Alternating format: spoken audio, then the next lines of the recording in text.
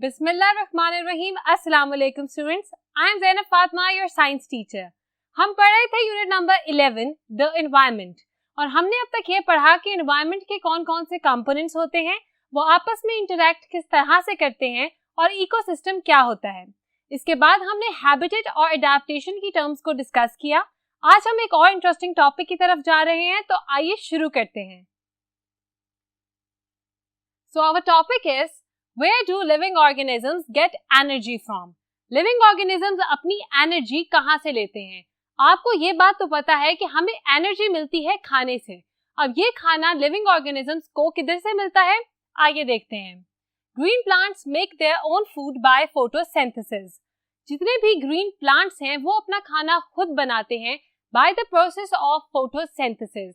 अब यहाँ पर एक और टर्म आपको पता चली फोटोसिंथेसिस की, और आपको पता चला कि यहाँ पर सिर्फ ग्रीन प्लांट्स की बात हो रही है। वो इसीलिए क्योंकि ग्रीन प्लांट्स में एक पिगमेंट मौजूद होता है जिसको हम कहते हैं क्लोरोफिल। मैं आपके लिए यहाँ लिख देती हूँ क्लोरोफिल।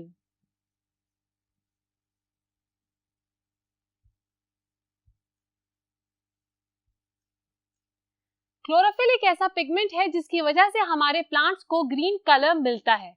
इसका मतलब जितने भी प्लांट्स ग्रीन कलर के हैं उनमें क्लोरोफिल प्रेजेंट है, और ये क्लोरोफिल इंपॉर्टेंट है for the process of photosynthesis, जिसके थ्रू प्लांट्स अपना खाना खुद बना रहे हैं। यहाँ मैंने एक इक्वेशन लिखी जिसमें कार्बन डाइऑक्साइड और वाटर कंबाइन करके बना रहे थे ग्लूकोज एंड ऑक्सीजन को। अब यहाँ पर बीच में ही मैंने क्लोरोफिल लिखा कि क्लोरोफिल इंपॉर्टेंट है इस प्रोसेस को या इस कन्वर्जन को कराने के लिए। अब कार्बन डाइऑक्साइड हमारे प्लांट्स को अपनी इन्वायरमेंट से मिलता है। फॉर एग्जांपल, जब हम ऑक्सीजन इनहेल करके कार्बन डाइऑक्साइड एक्सहेल करते हैं तो हमारे इर्द गिर्द कार्बन डाइऑक्साइड की कंसंट्रेशन बढ़ जाती है। हमारे प्लांट्स इस कार्बन डाइऑक्साइड को एब्जॉर्ब कर लेते हैं हमारे इन्वायरमेंट में से। सेकंड है वाटर। वाटर जब भी बारिश होती है या फिर हमारे अर्थ के सॉइल के अंदर से जो रूट्स होती हैं वो पानी को एब्जॉर्ब करती हैं, तो प्लांट्स को पानी मिल जाता है। अब दो चीजें, कार्बन डाइऑक्साइड और वाटर, प्लांट्स को जहां से मिल रही थी आपको पता चल गया। ये कन्वर्ट हो रहा है into glucose and oxygen. Oxygen plant बिल्कुल उसी तरह जिस तरह उन्होंने कार्बन डाइऑक्साइड को एब्जॉर्ब किया है, वो ऑक्सीजन को बाहर की तरफ फेंकते हैं, जो कि हम इनहेलेशन से अपने अंदर ले जाते हैं। अब आपको पता चल गया कि ऑक्सीजन किस लिए यूज होता है। बच गया ग्लूकोज, जो कि है द फूड फॉर प्लांट्स, या फिर हम कह सकते हैं the energy source of plants. अब प्लांट्स जो है वो अपने एनर्जी या फिर अपना खाना इस ग्लूकोज से लेती है, और जितना भी एक्स्ट्रा ग्लूकोज बचता है उससे बन जाते हैं हमारे फ्रूट्स। जितने भी फ्रूट्स आपको नजर आ रहे हैं वो टोटली ग्लूकोज के बने हुए होते हैं, और वो प्लांट्स इसी प्रोसेस के थ्रू बनाते हैं। तो आपको पता चल गया what is the process of photosynthesis. It is actually the process by which plants make their own food. और इसकी इक्वेशन में आपको पता चला कि ये प्रोसेस होता है by the conversion of carbon dioxide and water into glucose and oxygen. तो प्लांट्स जो हैं वो अपना खाना खुद बनाते हैं, और ऐसे ऑर्गेनिजम्स को हम कहते हैं प्रोड्यूसर्स। ये मैं आपके लिए रीड करती हूँ। Any living organism that can make its own food is called a producer. कोई भी लिविंग ऑर्गेनिज्म जो अपना खाना खुद बनाता है उसको हम कहते हैं प्रोड्यूसर। अब खाना खुद बनाने का मतलब ये नहीं कि आप किचन में जाकर खुद चीजें ऐड करके खाना बना रहे हैं तो आप प्रोड्यूसर होंगे, ऐसा नहीं है। प्रोड्यूसर का मतलब है ऐसे प्लांट्स जो कि अपना खाना अपने अंदर डिफरेंट मैकेनिज्म्स के साथ प्रोड्यूस करवाते हैं, जबकि हम ह्यूमंस या फिर डिफरेंट एनिमल्स इन प्लांट्स को खाते हैं। अगर हम कुछ बना भी रहे हैं तो एज अ रॉ मटेरियल हमारे पास या तो कोई एनिमल या तो कोई प्लांट मौजूद होता है, इसीलिए हमें प्रोड्यूसर के बजाय कंज्यूमर कहा जाता है। Organisms that feed on other organisms are called consumers. ऐसे organisms जो कि डिफरेंट ऑर्गेनिजम्स या फिर प्लांट से अपनी एनर्जी या खाने को लेते हैं उनको हम कहते हैं कंज्यूमर्स। इसमें हम ह्यूमंस भी आते हैं जबकि डिफरेंट एनिमल्स भी आते हैं। आपको पता है कि कोई भी काऊ आप देखते हैं या हॉर्स देखते हैं वो घास खा रहे होते हैं, और घास मतलब grass comes in the category of plants. इसका मतलब वो भी प्लांट्स खा रहे हैं, प्रोड्यूसर्स को कंज्यूम कर रहे हैं, इसलिए उनको हम कहेंगे कंज्यूमर्स। अब या तो हम मुर्गी पका रहे होते हैं विच इज एन एनिमल, या तो हम कोई भी प्लांट फॉर एग्जांपल बीन्स या फिर दालें बना रहे होते हैं। इसका मतलब कि वो है प्लांट सोर्सेस। अब आपने देखा कि हम एनिमल्स भी कंज्यूम करते हैं, प्लांट्स भी कंज्यूम करते हैं, इसका मतलब डिफरेंट लिविंग ऑर्गेनिजम्स को कंज्यूम करने वाला ऑर्गेनिज्म कहलाएगा कंज्यूमर। अब कंज्यूमर की 3 टाइप्स हैं, वो हम डिस्कस करते हैं नेक्स्ट बोर्ड पर जाकर। आपके सामने यहाँ हेडिंग लिखी हुई है कंज्यूमर्स की और नीचे 3 कैटेगरीज हैं। Number 1 is herbivores, number 2 carnivores and number 3 omnivores. इसका मतलब कि कंज्यूमर्स को हमने 3 कैटेगरीज में डिवाइड कर दिया। नंबर 1 कैटेगरी है हर्बीवोर्स की। Animals that eat plants are called herbivores. Herbivores निकला है हर्ब से और हर्ब होती हैं हमारे प्लांट्स। इसका मतलब ऐसे ऑर्गेनिजम्स जो कि प्लांट्स को कंज्यूम करेंगे उनको हम कहेंगे herbivores. Animals that eat plants, इसकी एग्जांपल में we have cow, rabbit, horse या फिर और भी एनिमल्स हैं जैसे कि हमारे पास बफलो है, शीप है, डोंकी है या फिर और बहुत से ऐसे ऑर्गेनिजम्स हैं जो कि प्लांट्स के ऊपर फीड करते हैं, मतलब प्लांट्स खाते हैं। इनको हम कहते हैं हर्बीवोर्स। अब सेकंड कैटेगरी है of carnivores. Animals that feed on other animals are called carnivores. Example, eagle, tiger and snakes. ऐसे animals जो कि different animals को खाते हैं, consume करते हैं as their food are called carnivores. अब ये ऐसे animals हैं जो कि plants नहीं खा रहे, ये different organisms, for example, किसी ने rabbit को खा लिया जैसे कि fox या फिर tiger या फिर snake जो है वो या rabbit खा लेता है या mouse खा लेता है या और भी बड़े एनिमल्स का शिकार करता है। ईगल जो है वो छोटे परिंदों का शिकार करती है, मतलब डिफरेंट अदर ऑर्गेनिजम्स के ऊपर फीड करती है। और टाइगर जो है वो बड़े हिरन का या फिर और जेब्रा का और बड़े ऑर्गेनिजम्स का, एनिमल्स का शिकार करता है। इसका मतलब इनको हम प्रीडेटर्स भी कह सकते हैं क्योंकि ऐसे ऑर्गेनिजम्स जो कि बाकी एनिमल्स को मारकर अपना पेट भरते हैं उसको हम कहते हैं कार्निवोर्स। अब आपने देखा कि एक थे हर्बीवोर्स जो कि प्लांट्स कंज्यूम कर रहे थे और दूसरे थे कार्निवोर्स जो कि डिफरेंट एनिमल्स को कंज्यूम कर रहे थे। तीसरी कैटेगरी है हमारे पास ओमनीवोर्स की, जिसके अंदर हम ह्यूमन बींग्स भी लाए करते हैं। Their diet includes both plant and animals. अब इनकी डाइट में प्लांट्स भी हैं और एनिमल्स भी हैं।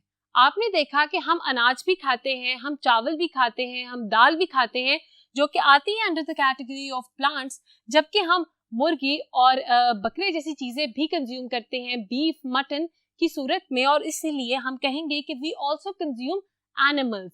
इसका मतलब ऐसे ऑर्गेनिजम्स जो कि प्लांट्स को भी कंज्यूम करते हैं और एनिमल्स को भी कंज्यूम करते हैं उनको हम कहते हैं ओमनीवोर्स। अब इसमें अपार्ट फ्रॉम ह्यूमन बींग्स हमारे पास बियर की एग्जांपल है, डॉग की, कैट की एग्जांपल है। आप देखते हैं कि जब आपने घर में कोई पालतू डॉग या फिर कैट रखी हो तो अगर आप उसको रोटी बना के दें तब वो रोटी भी खा लेते हैं, और जबकि आप उनको दूध देते हैं जो कि एनिमल सोर्स है वो भी खा लेते हैं। डॉग जो है वो छोटे ऑर्गेनिजम्स का शिकार करते हैं जिस तरह माउस का, बिल्कुल उसी तरह कैट भी डिफरेंट ऑर्गेनिजम्स, अपने से छोटे और कमजोर ऑर्गेनिजम्स का शिकार करेगी, जैसे कि फिशेस या फिर माउस की ही एग्जांपल हम ले सकते हैं या डिफरेंट छोटे बर्ड्स की एग्जांपल ले सकते हैं। ये ऑर्गेनिजम्स ऐसे ऑर्गेनिजम्स हैं या हम कह सकते हैं ऐसे एनिमल्स हैं जो कि प्लांट सोर्सेज से भी खाना कंज्यूम कर लेते हैं और एनिमल सोर्सेज से भी खाना कंज्यूम करते हैं। इसकी बेहतरीन एग्जांपल हम ह्यूमन बींग्स खुद हैं। तो उम्मीद है कि आपको समझ आ गया बहुत अच्छे तरीके से कि ओमनीवोर्स क्या होते हैं। यहाँ हमने पढ़ा कि कंज्यूमर्स जो कि ऐसे ऑर्गेनिजम्स हैं जो अपना खाना डिफरेंट ऑर्गेनिजम्स से लेते हैं और खुद प्रोड्यूस नहीं कर सकते, उनकी 3 कैटेगरीज हैं। हर्बीवोर्स जो कि प्लांट्स खाते हैं, कार्निवोर्स जो कि एनिमल्स खाते हैं, और ओमनीवोर्स जो कि प्लांट्स और एनिमल्स दोनों को कंज्यूम करते हैं। यहाँ आपने पढ़ ली कैटेगरीज ऑफ कंज्यूमर्स और आगे हम जाने लगे हैं एक और इंटरेस्टिंग पॉइंट की तरफ। यहाँ पर आपको एक नई टर्म का पता चलने लगा है, व्हिच इज फूड चेन। अब फूड चेन क्या होती है, let me read it out for you. A linear network of links that starts from a producer and ends at a predator. Linear network of links, ऐसे link जो कि linear network बना रहे हो between a producer and a predator। इसका मतलब producer जो कि हमने पढ़ा प्लांट्स होते हैं एंड प्रीडेटर्स जो हमने देखा कि कार्निवोर्स होते हैं या फिर ओमनीवोर्स, जिसमें डॉग भी थी, कैट भी थी, टाइगर और लायन जैसे भी ऑर्गेनिजम्स शामिल थे। अब आपने देखा कि फूड चेन एक ऐसी लीनियर नेटवर्क है या ऐसा लीनियर चेन है जो कि एक प्रोड्यूसर से शुरू होता है और एक प्रीडेटर के ऊपर आकर खत्म होता है। अब इसकी क्या सिग्निफिकेंस है और हमें फूड चेन क्या फायदा देती है, आइए देखते हैं। It shows how the organisms are related with each other by the food they eat. ये फूड चेन हमें ये बताएगी कि डिफरेंट ऑर्गेनिजम्स आपस में किस तरह से लिंक करते हैं और उनका आपस में खाने के मामले में क्या लेना देना है। ये आपको बेहतरीन एग्जाम्पल के साथ ही समझ आ सकता है। एग्जाम्पल आपके पास है स्टार्टिंग फ्रॉम लेटस। लेटस जिसको हम ग्रीन प्लांट कहते हैं, इससे स्टार्ट हो रहा है। लेटस कंज्यूम करता है रैबिट और रैबिट जो है उसको खा जाता है फॉक्स। ये आपने देखा है कि एक लीनियर नेटवर्क था या लीनियर लिंक्स थे। यहाँ पर दो लिंक्स आपने देखे, नंबर 1 एंड नंबर 2। ये सिर्फ दो लिंक्स की बनी हुई फूड चेन है, हालांकि फूड चेन ज्यादा लिंक्स के साथ भी हो सकती है। मैं दोबारा आपको बताती हूँ कि lettuce is a producer which is a plant, एक ग्रीन प्लांट है जिसको कंज्यूम कर रहा है रैबिट। रैबिट एक छोटा एनिमल है जिसने कंज्यूम किया ग्रीन प्लांट्स को, मतलब प्रोड्यूसर्स को, और इसको प्रीडेटर ने मतलब फॉक्स ने आकर खा लिया, अपना शिकार बना लिया और फॉक्स ने अपना पेट भरा रैबिट से। इसका मतलब कि 3 लिंक्स थे, लेटस, रैबिट और फॉक्स। आपने देखा कि हमारी इन्वायरमेंट में, हमारे इकोसिस्टम में, हमारे लिविंग ऑर्गेनिजम्स के बीच में किस तरह से लिंक्स बने हुए हैं, वो आपस में किस तरह से जुड़े हुए हैं। जब हम बात करते हैं खाने की तो एक जो है वो दूसरे के ऊपर डिपेंड कर रहा है। अब यहाँ पर एक लाइन लिखी है, different food chains combine to form a food web. अब वेब क्या होता है? वेब कहते हैं जाले को, और फूड वेब होगा बिल्कुल इसी तरह की फूड चेन, मगर ये है बिल्कुल लीनियर, जबकि फूड वेब जो है वो आपस में एक दूसरे के साथ लिंक कर रहा होता है और इसी वजह से हम इसको वेब कहते हैं। फूड वेब में इतनी ज्यादा फूड चेन्स आपस में लिंक कर रही होती हैं कि इसको देखने में लगता है कि जिस तरह कोई वेब मतलब स्पाइडर का जाला हो। अब बिल्कुल फूड चेन्स जब मिलती हैं तो बनाती हैं फूड वेब को। इस फूड चेन में सिर्फ 2 लिंक्स हैं, जबकि जो फूड चेन है वो ज्यादा लिंक्स की भी हो सकती हैं। ज्यादातर जब लिंक्स बढ़ जाते हैं तो वो फूड चेन के बजाय फूड वेब कहलाती है। तो आपने देखा किस तरह living organisms different living organisms के ऊपर डिपेंड करते हैं अपने खाने के मामले में और अपने सर्वाइवल के लिए। मतलब एक ऑर्गेनिज्म को सर्वाइव करने के लिए दूसरे ऑर्गेनिज्म की किस हद तक जरूरत है आपने देख लिया। अगले लेक्चर में हम पढ़ेंगे फूड वेब की और डिटेल एग्जाम्पल्स के साथ, ताकि आपको अच्छे तरीके से याद रहे। तो आज के लिए इतना ही। अपना बहुत ख्याल रखिएगा। खुदा हाफिज।